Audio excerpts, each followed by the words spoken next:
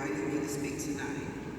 My name is Anita Franklin. I'm a nurse for over 25 plus years, and I currently work at the Office of the Fayette County Sheriff as their community outreach coordinator.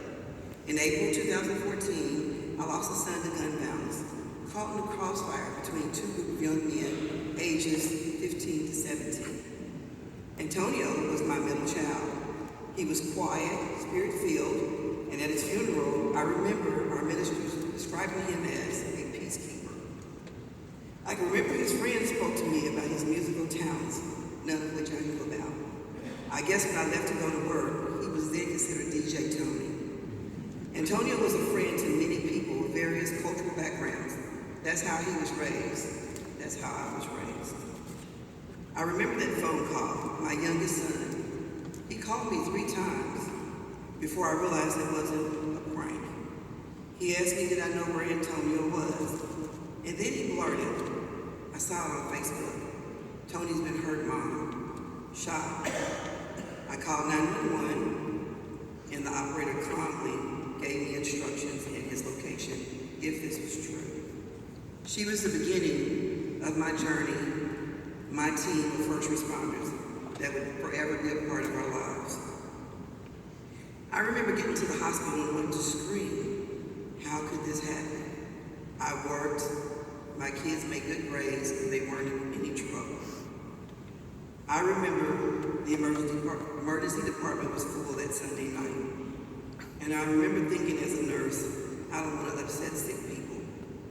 After verifying that it was true, I walked out of the doors of that emergency room. I met my daughter, and I collapsed in her arms and fell to my knees, praying to God that this couldn't be true. I remember her gentle words, and she said, God has a purpose for all of us. And remember, no matter what, Antonio is serving his purpose, and we pray. Walking to his bedside, seeing him hooked up to all the devices, the machines, I quickly thought, I have to let him know that we're here. Because he probably was afraid. And so I said to him, we are here, don't be afraid.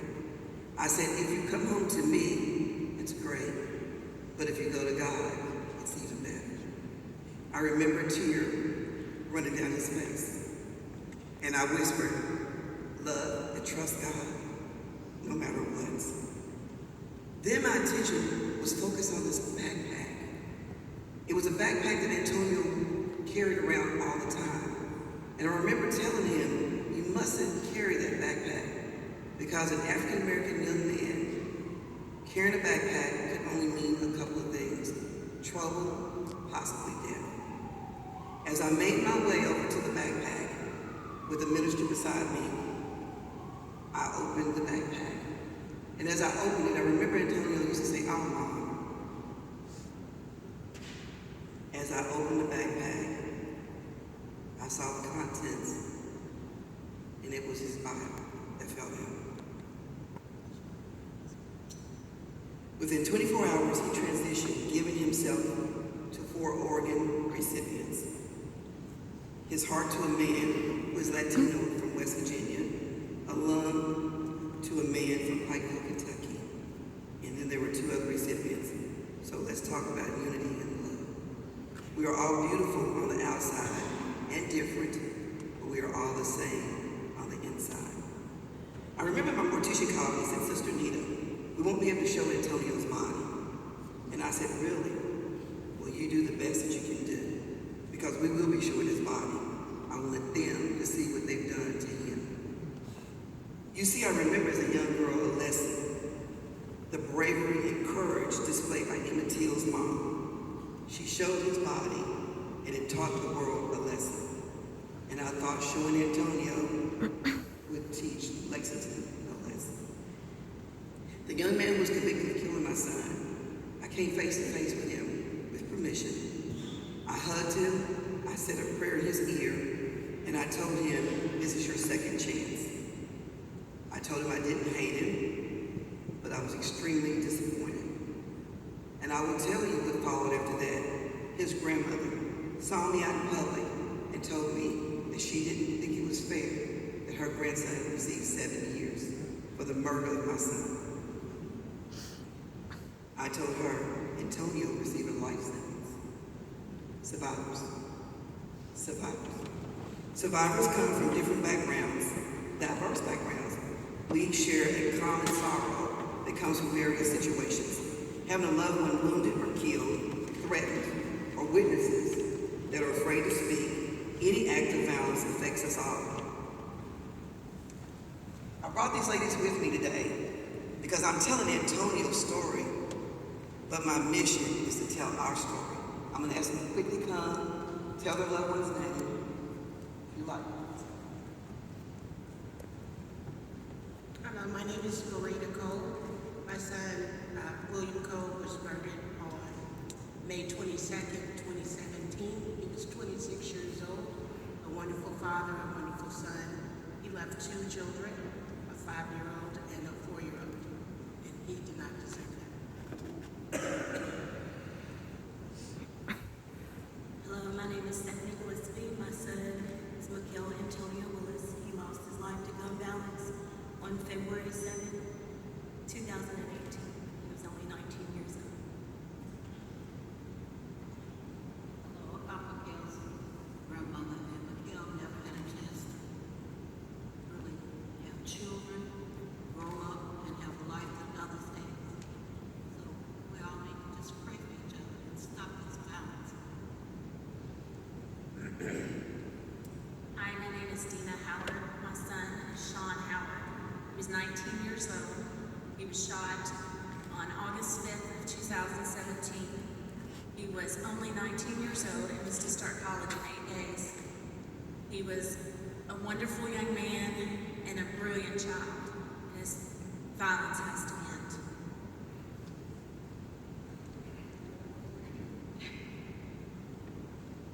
I'm going to do just a little more. Good evening. My name is Catherine Nichols. I run a nonprofit, Kentuckians Voice for Crime Victims. We are a statewide organization. I am actually a victim for families of homicide. This is how I met Anita. How many years ago has it been? Yeah. I became involved in Kentuckians Voice for Crime Victims shortly after 2008 when I walked in and found my brother brutally murdered. Until today, there's still no arrest. I was told actually after day 10 we knew that I'm still fighting for justice. And I agree. That's the stuff. As I bring my friends forward, you see many, many battles that need to be fought. Gun violence victims and a victim of another circumstance. I'd like to share a story real fast that's very profound to me. A teacher asked her students, raise your hands, what do you want to be when you grow up? And the kids raised their hand. She picked this little African American boy. She said, what do you want to be when you grow up? His response, alive. After Tony died, I called a girlfriend in Hawaii and I said, Tony's been killed. She said, what are you going to do about it? I started a project called the Antonio Franklin Violence Intervention Project. And when you leave out of here, you'll see on the table, we do peace walks every year. The next one is June the 8th. It's called Red March. I'd like for you all to join us.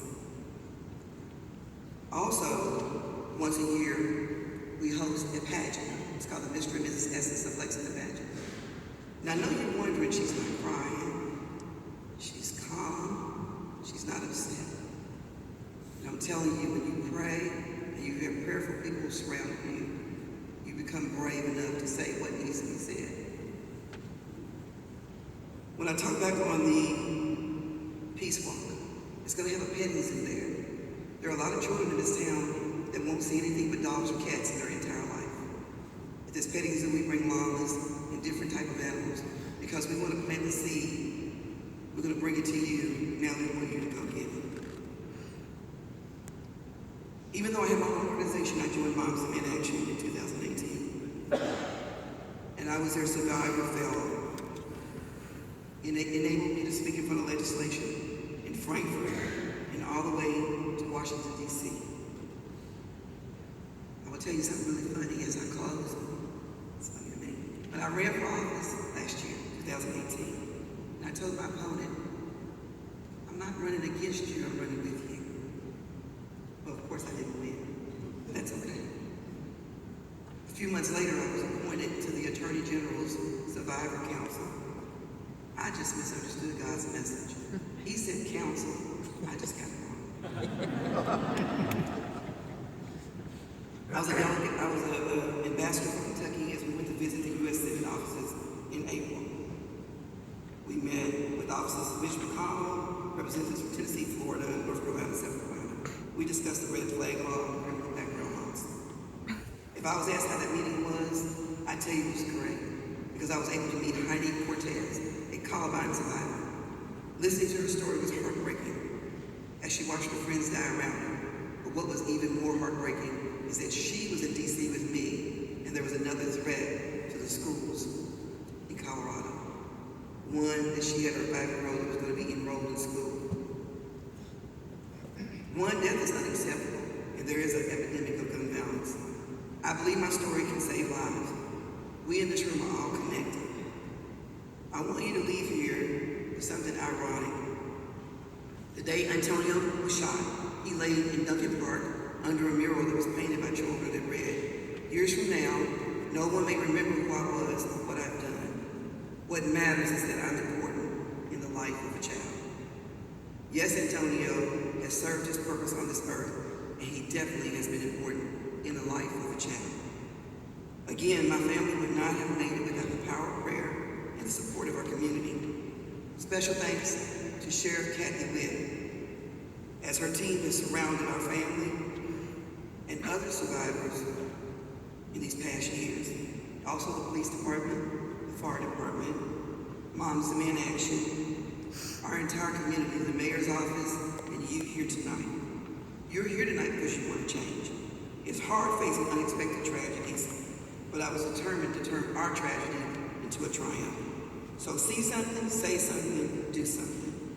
We must continue to work together, no matter what background or religion we serve. My question, my friends, are you committed to make a change? Sheriff Witt always teaches us Micah 6:8. When you read that, you will understand why. It has touched my life. It is guiding my life. I ask you again, are you committed to make a change? If so, in the famous words of Todd Beamer, let's run. Thank you for your time.